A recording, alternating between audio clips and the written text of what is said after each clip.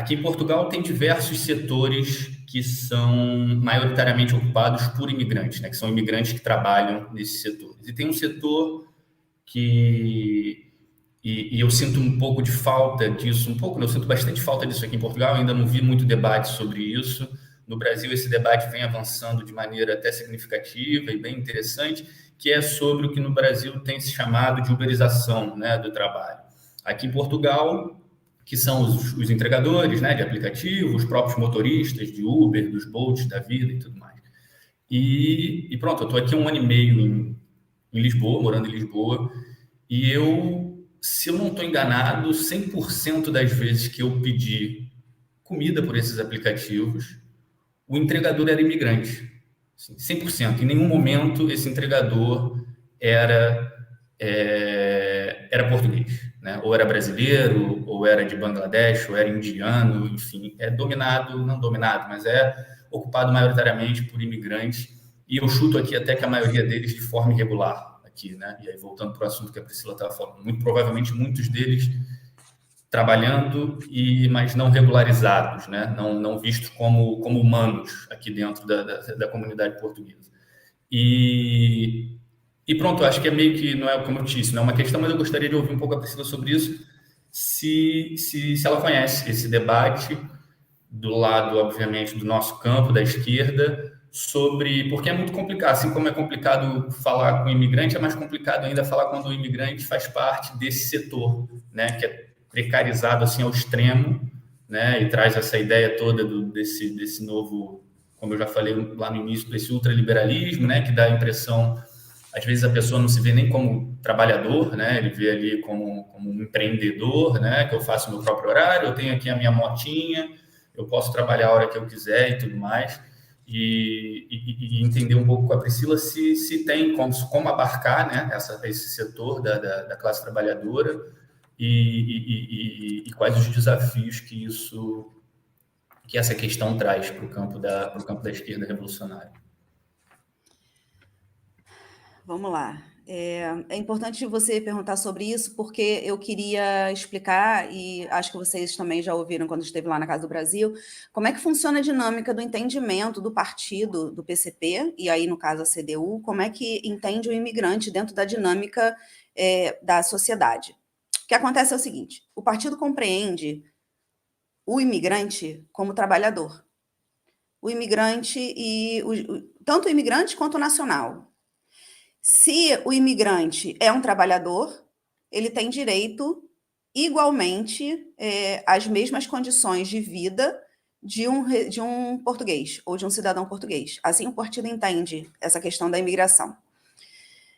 E aí, dito isso, a gente vai começar a trabalhar a questão dos estafetas, que é como eles chamam aqui, né? Os entregadores são os estafetas.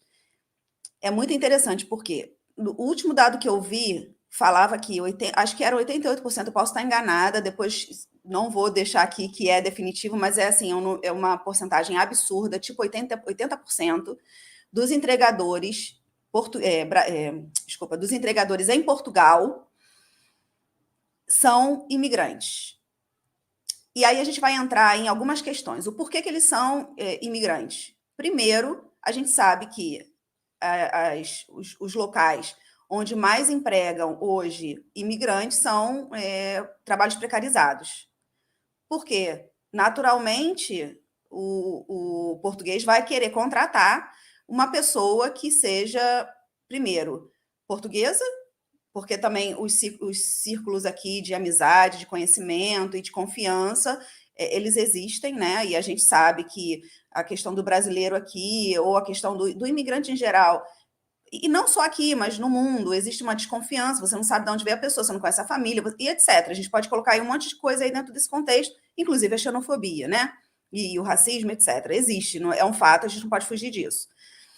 Além disso, existe a questão da documentação. Então, se eu vou contratar alguém, é muito mais seguro eu contratar alguém que já tenha documento, eu não tenho que me esquentar a cabeça para procurar saber. Olha, eu mesma, Priscila, tive tanto problema no meu primeiro emprego aqui, porque eu não tinha documento, então a empresa teve que resolver, foi uma hora dessas a gente conversa, com um café. E aí o que acontece é que, e aí passando disso, Essa é uma pergunta... Vai lá. Não, essa é uma pergunta sempre presente nas entrevistas de emprego aqui. Você já está regularizado, você já tem tudo aí certinho? Isso, Sempre rola essa exatamente. pergunta. A gente não consegue fugir disso, porque é pré-determinante. Para você conseguir a vaga de trabalho, você precisa ter o documento. E aí, para você ter o documento, você precisa de uma vaga de trabalho. A gente fica nesse ciclo vicioso, né? Inclusive, é importante dizer que o PCP foi responsável, e aí eu vou já vender o peixe do partido, porque essa parte eu conheço, mas o PCP foi responsável por uma das leis que foram promulgadas que dizem que, se você tiver uma promessa de contrato de trabalho, você já consegue dar entrada na sua manifestação de interesse. Então, o partido, como eu falei, ele pensa a questão do imigrante e trabalha em relação ao imigrante também. Outra questão importante, só para falar mais uma coisa que acho muito interessante e fiquei muito feliz de saber que o partido que fez, eu não sabia disso, a lei da nacionalidade, que dá direito aos filhos dos residentes em Portugal terem direito à cidadania originária, também é um projeto PCP, tá? Só vou colocar da CDU e PCP. Mas então, voltando à questão dos estafetas, os estafetas, eles não trabalham com contratos de trabalho. Eles trabalham por recibos verdes, na grande maioria das vezes, ou se não sempre. Os recibos verdes, o que são? E aí a gente volta na lógica da questão da classe trabalhadora, né? Do que é o trabalhador em geral, independente de se ele é um português ou um imigrante, a gente vai pensar na lógica da precarização do trabalho. E o partido é avesso à questão de recibos verdes, é avesso à questão de contratos precários de trabalho, a termo incerto e etc. O partido, ele pensa sempre na questão de que o trabalhador precisa de uma estabilidade para trabalhar, né? E é bom tanto para a empresa ter um funcionário contratado, é tão bom para a empresa quanto para o funcionário, que vai conseguir ter sua vida estável e aí vai conseguir viver uma vida mais tranquila, né? Mais digna. Mas a questão, aí o que eu estava falando, 80% antes da pandemia, por volta de 80%, eram todos imigrantes. Depois da pandemia, o fantástico mundo do neoliberalismo, que fala que todos somos donos da nossa própria força de trabalho, e é lindo, nós somos todos empreendedores, etc., ainda conseguiu arrebanhar mais portugueses, então a gente vê ainda hoje, aqui no Porto eu consigo ver mais portugueses do que antes da pandemia, por conta da falta de trabalho.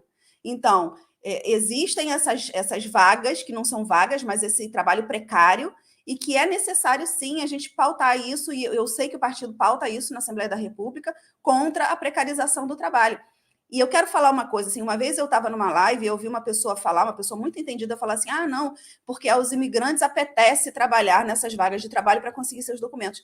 Eu quero deixar claro, a ninguém apetece esse tipo de vaga de trabalho. Eu fico muito aborrecida, porque ninguém quer fazer esse tipo de trabalho. Portugueses ou imigrantes, a gente não quer estar aqui nessa condição de precarização, nessa condição de vulnerabilidade. Eu conheço um estafeta, uma pessoa que foi estafeta, inclusive é militante também do partido, e é militante antes de mim ainda, e é brasileiro. Sofre um acidente, ou tem a bicicleta roubada, acontece qualquer coisa, a pessoa simplesmente não tem como trabalhar.